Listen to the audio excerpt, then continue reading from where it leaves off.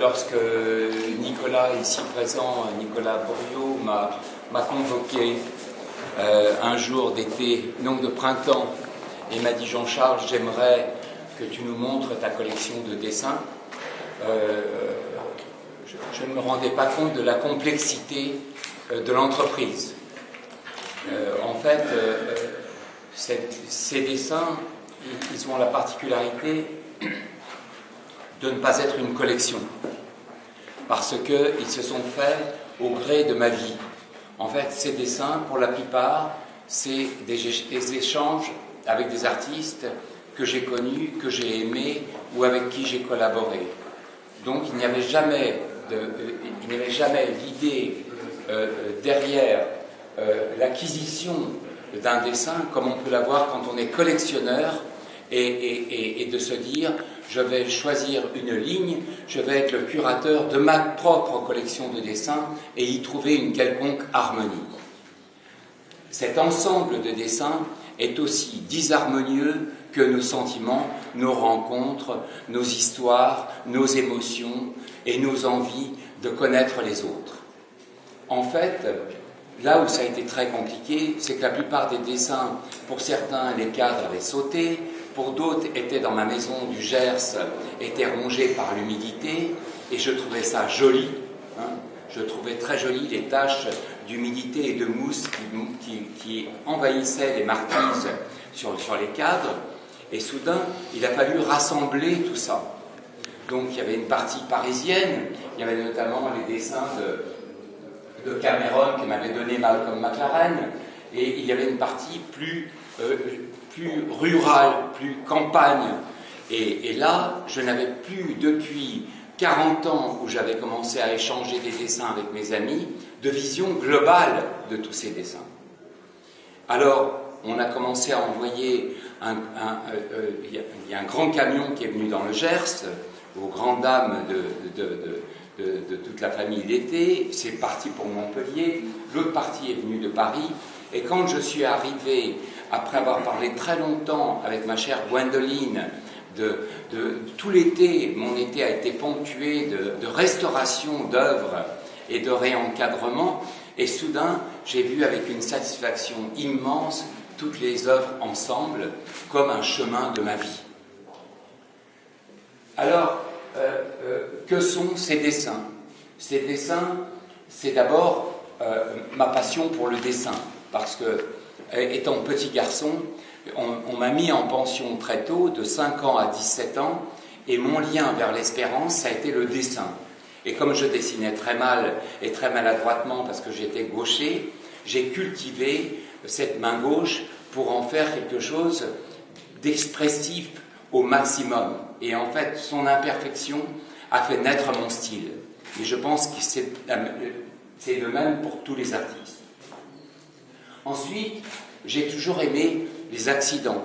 J'ai toujours aimé, vous avez dû voir, peut-être pas encore, mais je ne sais pas si j'ai un t-shirt là. J'ai toujours aimé, dans mon processus de création, les accidents. Pour l'anecdote, quand j'avais 11 ans, mon père m'avait emmené dans une chasse en Angleterre où les gens étaient très habillés de tweed anglais qui sentaient le mouton parce qu'il pleuvait. Et une personne très élégante à qui appartenait la propriété est apparue avec des gants Mappa roses. Et j'avais trouvé ça très joli sur ce tweed, ces gants Mappa roses. J'ai toujours aimé les accidents. Donc quand je suis arrivé à la Panacée, j'ai aimé l'idée d'envahir de mes dessins, selon mon inspiration, les murs, sans savoir, en acte prémédité, où j'allais accrocher. Voilà, sinon, ces dessins, je vais vous raconter l'histoire de 2 ou 3, racontent des moments épisodiques et troublants de ma vie. Il y a là un cadavre exquis entre Kissaring. Kissaring a déboulé dans ma vie, je le dis, en 87. Il voulait que je dessine un manteau avec des ours pour l'anniversaire de Madonna. Donc Sidney Picasso est venu me le présenter et je lui dis: bien sûr, Kiss, je vais te faire un manteau nounours pour Madonna. Et le lendemain matin, il est arrivé à la maison et il n'a plus quitté la maison pendant 3 ans lorsqu'il venait à Paris. Et il se mettait avec mes fils par terre et il dessinait ces dessins très étranges où mes fils intervenaient et lui intervenait autour.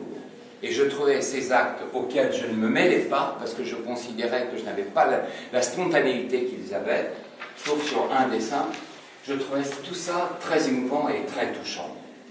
Ensuite, comme vous le savez, à partir de 82, ou à partir même avant de 78, j'ai commencé à travailler avec des artistes comme Mapplethorpe, comme d'autres amis, comme Robert Malaval, et je leur demandais d'intervenir sur mes robes, de peindre, de dessiner des invitations. Et un jour, je reçois ce dessin de Karl Lagerfeld, qui me dit « La mode est-elle un art ou l'art est-il une mode ?» Nous avons désormais la réponse. Là, ici, c'est ce dessin-là qui m'a été offert par Malcolm McLaren.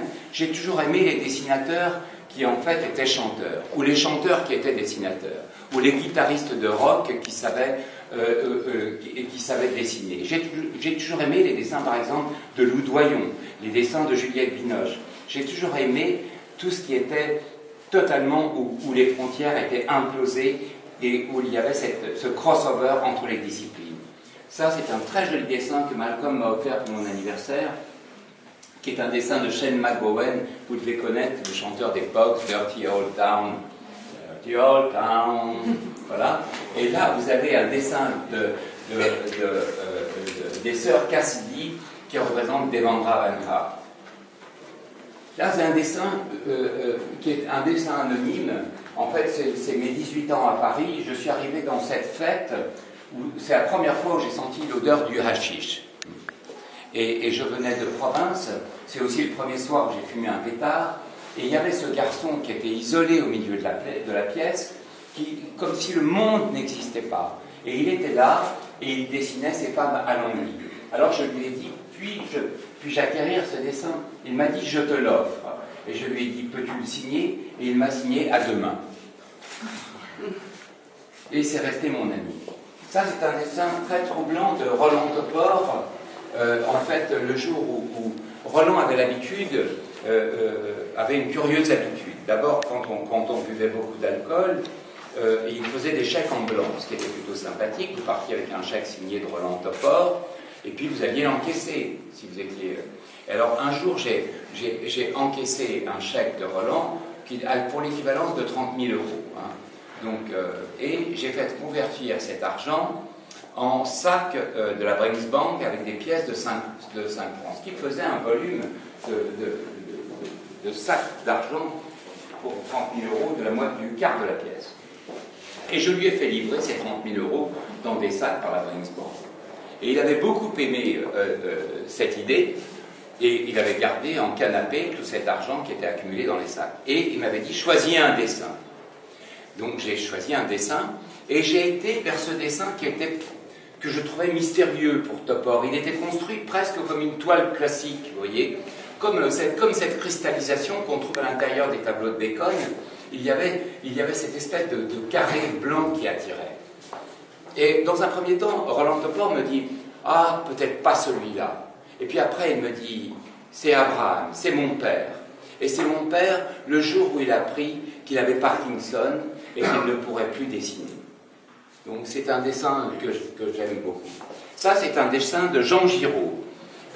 Mon défilé de mode de 76, j'ai demandé à Jean Giraud, dit Moïbus, de me dessiner l'Angélus de Millet avec des secousses volantes.